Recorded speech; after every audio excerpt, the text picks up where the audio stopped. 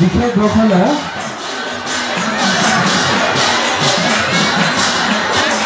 মই জুবিন দা প্ৰেমী ৰাইজ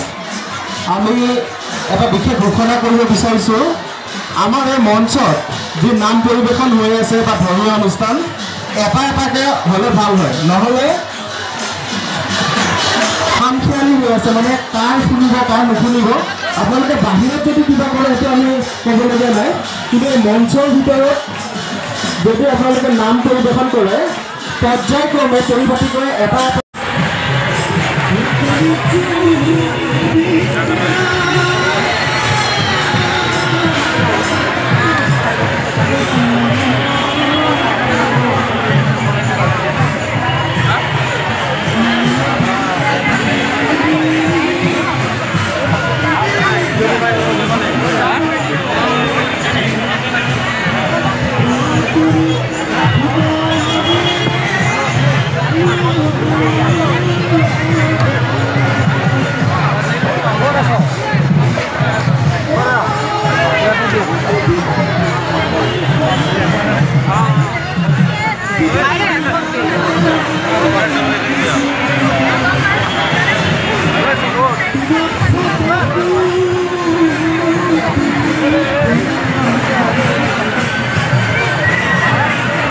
যোৱাকালিৰ পৰা পঞ্জীয়ন কৰা হৈছে গতিকে সেই পঞ্জীয়ন অনুসৰি